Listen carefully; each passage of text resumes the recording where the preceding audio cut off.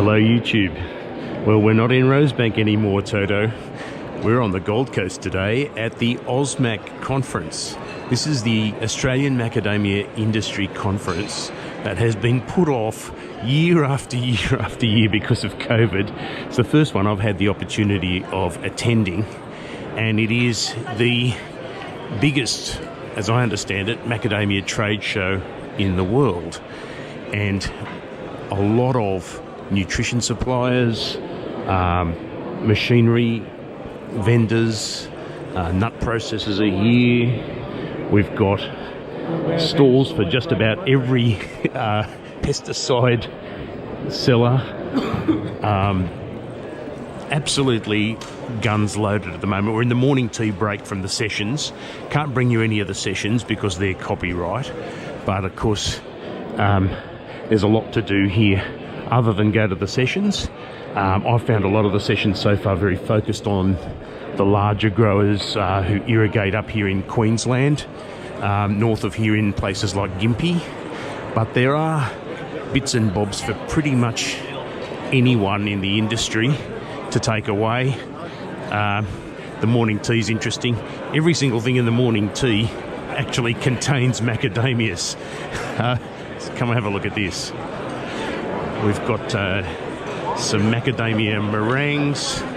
You can have some pure macadamias if you feel like it. You can go have a little bottle of macadamia milk even.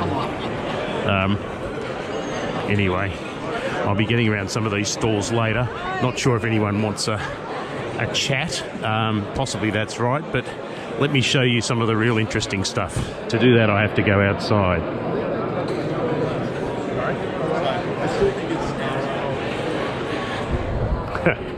Of course, you can have a free coffee with macadamia milk in it if you want. So, out here in the Machinery Expo, we've got all sorts of weird and wonderful stuff. We've got chippers over here from Vermeer. We've got all-terrain vehicles by the look of it, and John Deere are over here with their tractors. One of the more expensive brands, but apparently pretty good. We've got slashers from Woods, massive slashers. They do whole interrows of macadamias there. Sprayers, often Italian-made sprayers. I don't know what this is. It's a massive, perhaps it's a harvester of some kind, I don't know. Massive sweepers and brooms on it. I'm sure someone will come and tell me what they're for soon. A tow and fertilizer. This looks like a liquid fertilizing rig that will spray out its two arms there on your macadamia trees. We've got some other normal fertilizer spreaders over there, the Cavallo, and even a musical performer over there if you just want some music and a place to sit down. So look, it's quite an extensive exhibition. I wonder whether there's been a little less interest from some of the machinery vendors on the basis that, you know, you hear that people's, you know, plans on spending money have definitely been curtailed by the lowering macadamia price, and that has been some of the scuttlebutt and discussion around here this morning. I think if the macadamia price was still on the rise, we would possibly see a bigger display, frankly. But I'm going to sense the mood, get back in there, have a bit of morning tea before it all goes, and report back to you a little bit later on. So stay tuned.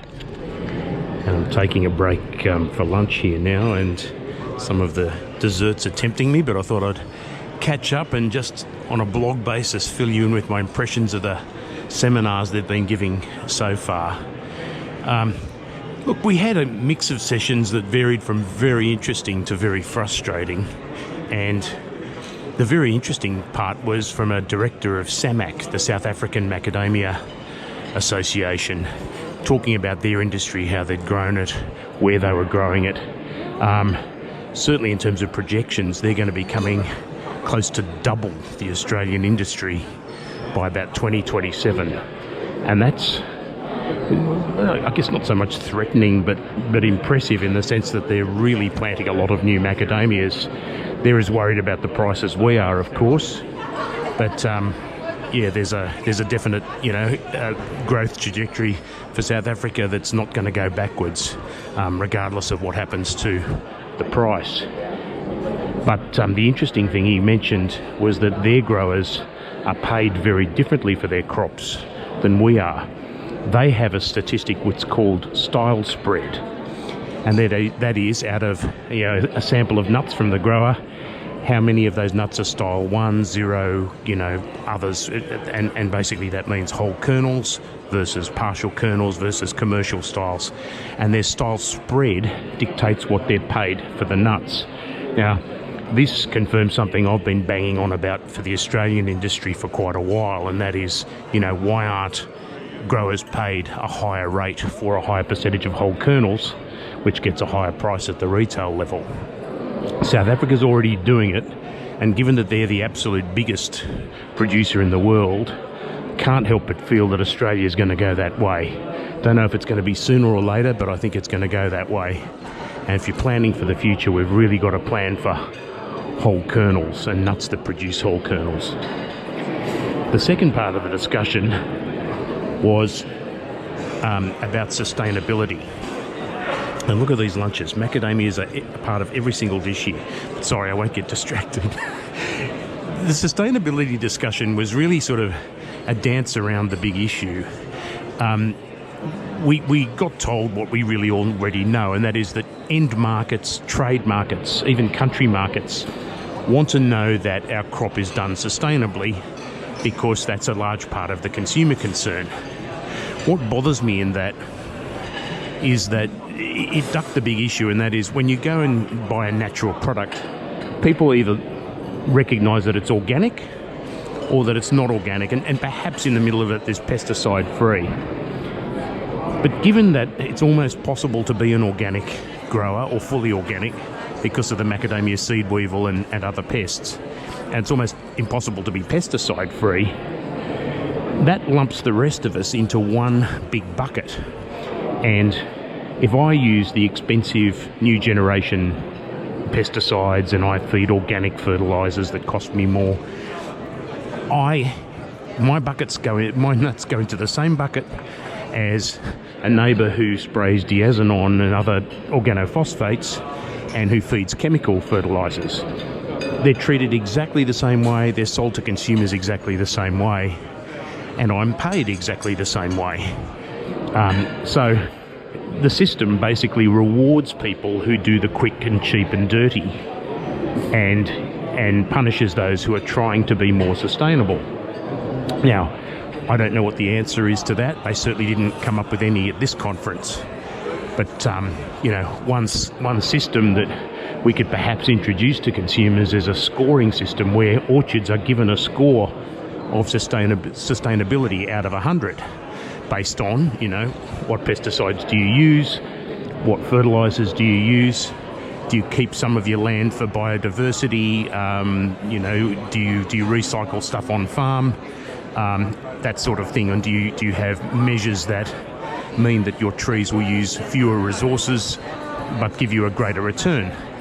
Now, all that could go into a score, and you could potentially buy macadamias with a sustainability score of 80 or 75 or something, and differentiate on that basis. And importantly, the farmers could be paid to be more sustainable if we had something like that.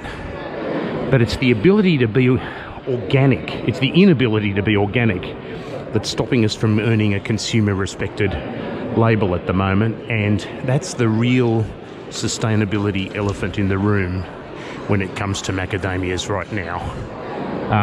So it's something the industry's yet to address.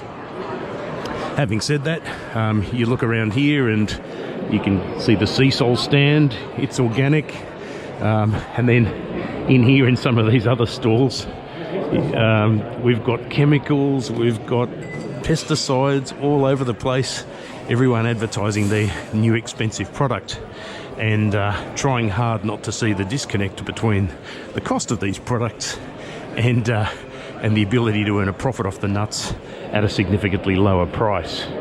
So there's going to be some shakeouts in these chemical markets, and I see all the suppliers jostling for position, but I don't see a whole lot of keen farmers lining up to buy the products. So very interesting times. I'll come back with one more update before the end of the day, because we've got a long afternoon of sessions ahead. So as the conference wraps up at the Royal Pines, they're getting ready for the gala ball dinner, which I won't be attending. My thoughts on the sessions are that, you know, it was quite unfortunately a Queensland-centric conference, in that a lot of the focus was on things like large farm management, technology that goes into very large operations, an emphasis on automation for the future, that sort of thing. And look, that's not bad. I think perhaps the majority of attendees here may well have been from the Queensland industry. I certainly didn't see many people I knew from New South Wales. But it was still a worthwhile conference to attend, not so much for the Machinery Expo, but definitely for some of the materials that were available and some of the ideas that got passed around in the question and answer sessions for the seminars. Now, for Australian Macadamia Society members, some of those seminars will probably be up online on the AMS website. That's what they did with the 2018 conference, and hopefully if you missed out on the actual show, you'll get to benefit from those. I want to give a shout out to Rowan, a subscriber to the channel, who came up and said hello, and that was absolutely lovely to meet someone who knew what I was on about. There were some really interesting sessions in the graveyard shift. It was, you know, I think in a way they saved some of the best till last. There were two competing segments, one on the Macadamia Growers Toolkit that was really brought out by the AMS, which I find a less than impressive first effort.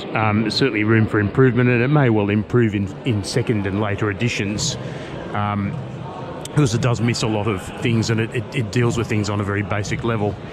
But later in the afternoon we had a presentation, one of the only New South Wales based presentations actually, from Jeremy Bright, the New South Wales Department of Primary Industries, and they're doing a modular PDF-based update to the New South Wales Growers Guide for Macadamias. And the advice in that and the initial modules that they just released today were excellent, and I think of a very, very high standard. And, you know, I'm really looking forward to more work that they're going to be doing, which they warn is going to take a few more years, but the early stuff is great. And the New South Wales DPI website should have that freely available fairly soon.